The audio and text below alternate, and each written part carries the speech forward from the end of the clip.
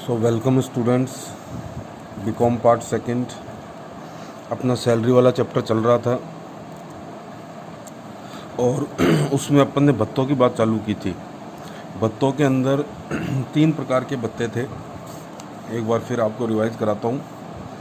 तीन प्रकार के भत्ते थे: पूर्णतः करमुक्त भत्ते, आंशिक करमुक्त भत्ते और पूर्णतः करयोग्य भत्ते। जिसमें से पूर्णतः करमुक्त ये 6 भत्तों की अपन ने बात कर ली थी। इसके बाद अपनी ये आंशिक करमुक्त भत्तों की बात चल रही थी। आंशिक करमुक्त भत्तों के अंदर सबसे पहले मैंने आपको बताया था फर्स्ट नंबर पे मकान किराया भत्ता, हाउस रेंट अलाउंस, जो कि मोस्ट इम्पॉर्टेंट है। मैंने कहा था ये मोस्ट इम्पॉर्टेंट है, हर क्वेश्चन के अंदर प्राय करके ये भत्ता आपसे पूछा ही जाएगा। और आंशिक करमुक्त भत्तों में इसी भत्ते को विशेष रूप से आपको ध्यान रखना है, मोस्ट इम्पॉर्टेंट है। इसके अलावा बहुत सारे अन्य भत्ते हैं जिनको एक बार आपको समझना है केवल। तो मकान किराया भत्ते की अपन ने बात की थी, जिसमें प्राप्त राशि में से इन 3 राशियों की गणना करेंगे। इन तीनों में से जो सबसे कम होगी वो प्राप्त राशि में से घटा देंगे, तो बाकी की जो राशि बचेगी वो आ जाएगी करयोग्य HRA की राशि। इसके बाद अपनी दूसरे नंबर पे बात हुई थी आंशिक करमुक्त भत्तों के अंदर। लास्ट लेक्चर के अंदर अपनी ये वाली बात हुई थी कि आंशिक करमुक्त भत्तों में सबसे पहला मकान किराया भत्ता, दूसरे नंबर पे अपन ने चालू किया था निश्चित सीमा तक व्यक्तिगत व्ययों की पूर्ति के लिए विशेष भत्ते। ये कुछ विशेष भत्ते हैं जो किसके लिए दिए जा रहे हैं? व्यक्तिगत व्ययों की पूर्ति के लिए दिए जा रहे हैं। तो इनकी एक सीमा है, उस सीमा तक तो ये होंगे करमुक्त, और उससे ज़्यादा राशि प्राप्त होगी तो वो होगी करयोग्य। जिसमें मैंने आपको बताया था ये 2 इम्पोर्टेंट हैं, प्राय करके ये 2 पूछे जा सकते हैं, एग्ज़ाम के अंदर पूछे गए हैं कई एग्ज़ाम्स के अंदर। तो इन 2 को तो विशेष आपको ध्यान रखना है। एक तो बच्चों की शिक्षा के लिए भत्ता और एक बच्चों के छात्रावास व्ययों के लिए भत्ता। यानी कर्मचारी के बच्चों की एजुकेशन के लिए और कर्मचारी के बच्चों के हॉस्टल के लिए जो अलाउंस दिया गया, किसके द्वारा दिया गया? नियोक्ता के द्वारा दिया गया। किसको दिया गया? कर्मचारी के बच्चों के लिए दिया गया, कर्मचारी को। तो शिक्षा के लिए यदि भत्ता दिया गया तो उसमें यह अमाउंट ध्यान रखनी है, 100 रुपये प्रति माह, अधिकतम 2 बच्चों के लिए। हॉस्टल के लिए अगर भत्ता दिया है तो 300 रुपये प्रति माह, अधिकतम 2 बच्चों के लिए करमुक्त होगा। उससे अधिक की राशि होगी तो वो करयोग्य मानी जाएगी। इसी तरीके से आपको बताया था जनजाति क्षेत्र भत्ता 9 राज्यों में 200 रुपये प्रति माह तक करमुक्त होगा। परिवहन भत्ता घर से कार्यालय और कार्यालय से घर जाने के लिए, और ये अंधे, गूंगे, बहरे अथवा शारीरिक विकलांग व्यक्तियों को अगर मिले हैं तो 3200 रुपये प्रति माह तक करमुक्त होंगे। अन्य कर्मचारियों के लिए पूरे के पूरे करयोग्य होंगे। कोयला खनन भत्ता 800 रुपये प्रति माह तक करमुक्त होगा। यातायात संस्थाओं के कर्मचारियों को यातायात संचालन भत्ता यदि दिया जाता है तो आपको 2 राशियाँ निकालनी पड़ेगी। एक तो भत्ते की देय राशि का 70% अथवा 10,000, दोनों में से जो भी कम हो वो करमुक्त होगा, बाकी का करयोग्य होगा। इसके बाद अपन ने इसी में बात की थी, पिछले लेक्चर में ये बात कर चुके हैं अपन, संयुक्त या मिश्रित पर्वतीय क्षतिपूर्ति भत्ता। तो जम्मू कश्मीर के सियाचिन क्षेत्र में 7,000 रुपये तक करमुक्त है प्रति माह, और 9,000 फीट से अधिक की ऊंचाई वाले क्षेत्रों में 800 रुपये प्रति माह तक करमुक्त है। समुद्र तल से 1000 फीट की अधिक ऊंचाई वाले क्षेत्र जो A और B को छोड़कर 300 रुपये प्रति माह तक करमुक्त है, उससे अधिक की राशि करयोग्य होगी। इसी तरीके से एक बताया था आपको कार्य क्षेत्र क्षतिपूर्ति भत्ता, जो अरुणाचल प्रदेश, सिक्किम, यूपी, जम्मू कश्मीर के कुछ क्षेत्र तथा मणिपुर, नागालैंड के समस्त क्षेत्रों में 2600 रुपये प्रति माह तक करमुक्त है। संशोधित कार्य क्षेत्र क्षतिपूर्ति भत्ता 1000 रुपये प्रति माह तक इन क्षेत्रों, विशिष्ट क्षेत्रों में करमुक्त है। तो ये 9 भत्तों की अपनी बात हो गई थी। इसके आगे की अपन अब आज बात करते हैं, इसके आगे की फिर अपन बात करते हैं। तो ये 9 भत्तों तक की अपनी बात हो गई थी। पहला मकान किराया भत्ता, दूसरा निश्चित सीमा तक व्यक्तिगत व्ययों के विशेष भत्ते। तो इसमें 9 भत्ते हो गए थे। 10वें नंबर पे यहाँ से अपन चालू करते हैं आज, विद्रोह या उपद्रव्य नियंत्रण भत्ता। तो ये 3,900 रुपये प्रति माह तक करमुक्त है। तो ये भत्ते प्राय करके ये किन को दिए जाते हैं? ये मिलिट्री वाले व्यक्तियों को दिए जाते हैं जो सेना में या पुलिस बल में, सशस्त्र सेना में, इनमें कार्य करते हैं। तो किसी विद्रोह या उपद्रव को नियंत्रण करने के लिए उनको कोई भत्ता दिया तो चूंकि उनके कार्य में जोखिम अधिक हो गई तो उनको इसके लिए अतिरिक्त भत्ता दिया गया, तो वो 3,900 रुपये प्रति माह तक करमुक्त माना जाएगा। इसी तरीके से सीमा क्षेत्र भत्ता, सीमा क्षेत्र का मतलब कंट्री की बॉर्डर के ऊपर किसी की पोस्टिंग हो गई तो उसको अलग से कोई भत्ता मिला। दूरस्थ क्षेत्र भत्ता, या किसी की बहुत अधिक दूर के क्षेत्र में पोस्टिंग हो गई तो उसको अलग से कोई भत्ता मिला। कठिन या दुर्गम क्षेत्र भत्ता, किसी दुर्गम जगह पर या किसी कठिन जगह पर पोस्टिंग हो गई तो उसको ये अलग से कोई भत्ता मिला। या अशांत एवं दंगाग्रस्त क्षेत्र भत्ता, किसी अशांत क्षेत्र में या दंगाग्रस्त जगह पर किसी व्यक्ति की पोस्टिंग हो गई तो उसको वेतन के अलावा अलग से कोई भत्ता मिला। तो उसके लिए ये 6 कैटेगरी दी हुई हैं। अगर वो क्षेत्र श्रेणी ए में आता है तो 1,300 रुपये प्रति माह तक करमुक्त है। श्रेणी बी में आता है तो 1,100 रुपये प्रति माह तक करमुक्त है। श्रेणी सी में आता है तो 1,050 रुपये प्रति माह तक करमुक्त है। डी में आता है तो 750, ई में आता है तो 300 और एफ श्रेणी में आता है तो 200 रुपये प्रति माह तक करमुक्त राशि मानी जाएगी। इसी तरीके अब ये देखिए कहाँ है, बॉर्डर एरिया पे पोस्टिंग हो जाए, किसी दूरी क्षेत्र पे पोस्टिंग हो जाए, कठिन या दुर्गम क्षेत्र में पोस्टिंग हो जाए, या अशांत या दंगाग्रस्त क्षेत्र में पोस्टिंग हो जाए। ये भत्ता किस लिए था? विद्रोह या उपद्रव को नियंत्रण करने के लिए भत्ता दिया गया था। इसी तरीके से एक है उच्च दबाव क्षेत्र विषम परिस्थिति भत्ता, यानी किसी को विषम परिस्थितियों के अंतर्गत कार्य करना पड़ रहा है, उच्च दबाव क्षेत्र में उसकी पोस्टिंग हो गई तो वो उसको एक अलग से भत्ता दिया गया। तो वो कितना है देखिए, 9,000 से लेकर 15,000 फीट की ऊंचाई पर काम करने पर, ये समुद्र तल से ऊंचाई है, यानी किसी पहाड़ी क्षेत्र के अंदर यदि किसी की पोस्टिंग हो गई काफ़ी ऊंचाई पर उच्च दबाव क्षेत्र पे, तो 9,000 से 15,000 फीट की ऊंचाई पर यदि वो काम कर रहा है तो 1,060 रुपये प्रति माह तक करमुक्त होगा। और 15,000 फीट से भी अधिक की ऊंचाई पर यदि वो व्यक्ति कार्य कर रहा है तो 1,600 रुपये प्रति माह तक करमुक्त राशि मानी जाएगी। इसी तरीके से इसमें एक भत्ता और है, अधिक क्रियाशील क्षेत्रों में काम करने पर विशेष क्षतिपूरक भत्ता। इसमें 4,200 रुपये प्रति माह तक केवल सैन्य कर्मचारियों के लिए करमुक्त है। 4,200 रुपये प्रति माह तक केवल सैन्य कर्मचारियों के लिए करमुक्त है। और इसी तरीके से इसमें एक अंतिम भत्ता है, द्वीप नियुक्ति संबंधी भत्ता।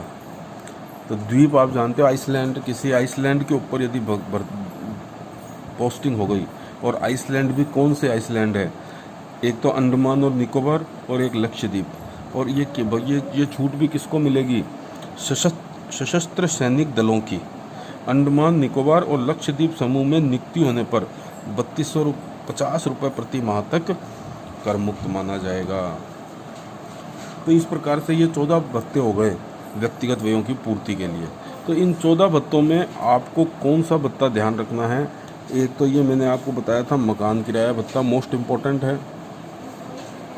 एक मैंने आपको बताया था मकान किराया भत्ते के बाद बच्चों की शिक्षा के लिए और बच्चों के छात्रावास के लिए, ये तो, और एक कभी कभी ये जनजाति क्षेत्र भत्ता भी पूछ लेता है। तो इस प्रकार से ये कुछ भत्ते इम्पोर्टेंट हैं जो आपको ध्यान रखने हैं।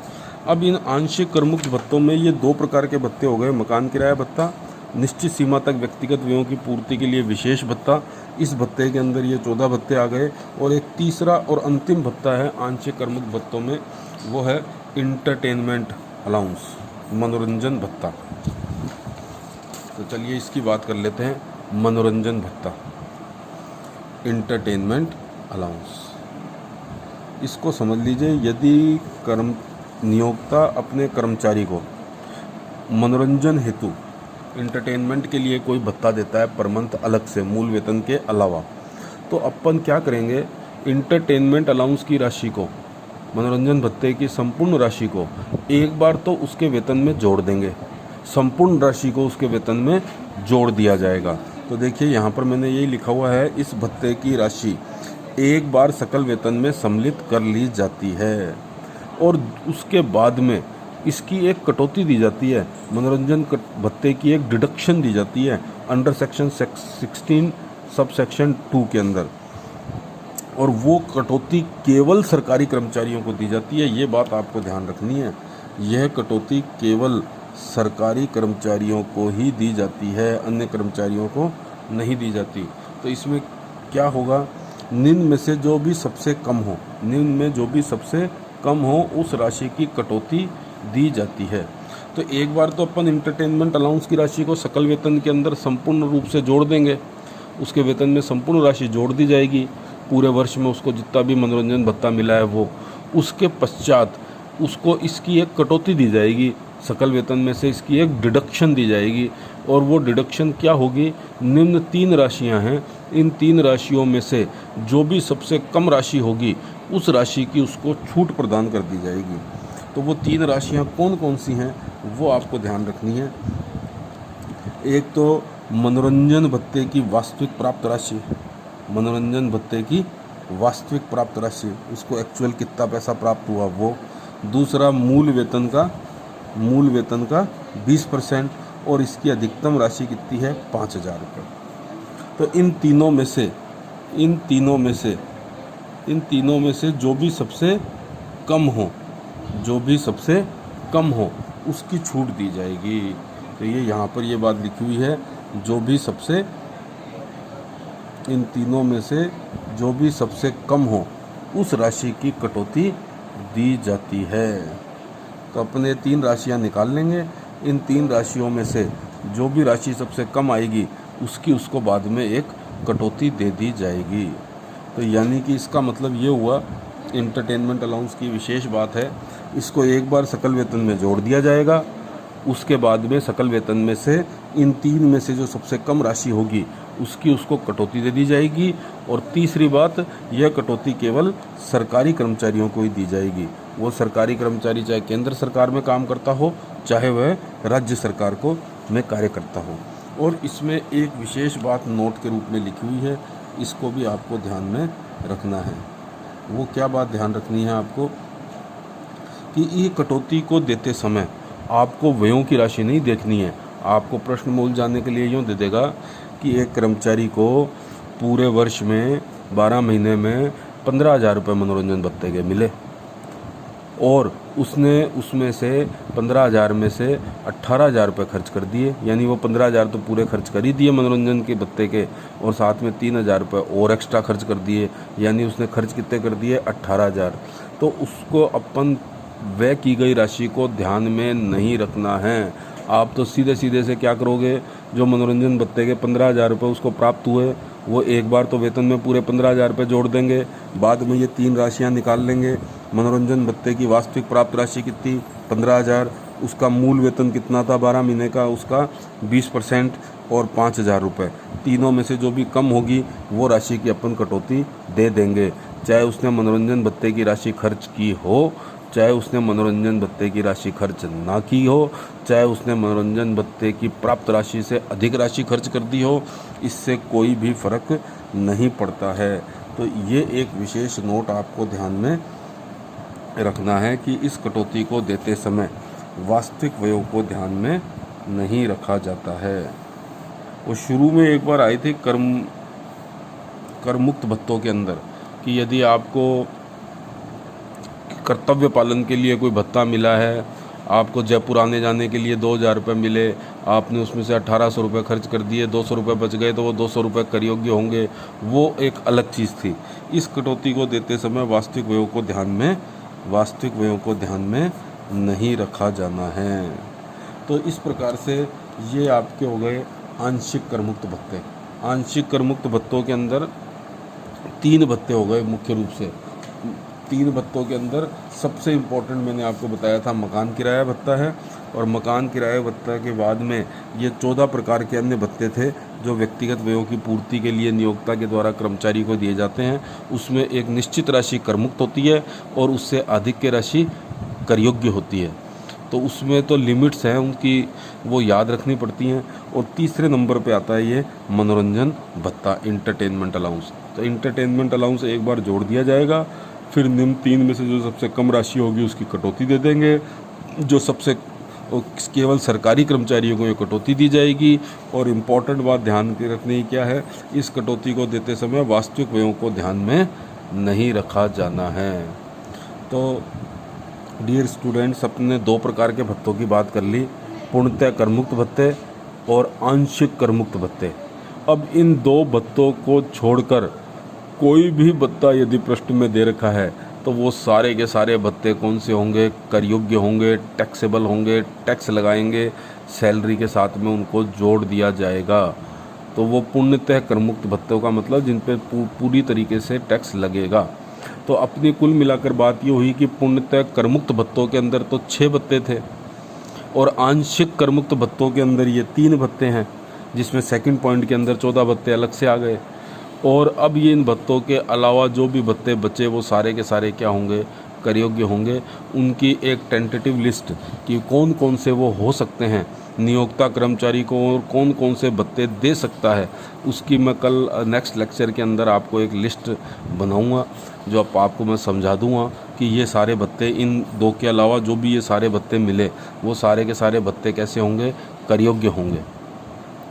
तो ठीक है डियर स्टूडेंट्स, अपन नेक्स्ट लेक्चर के अंदर कर योग्य भत्तों की बात करेंगे। Thank you very much.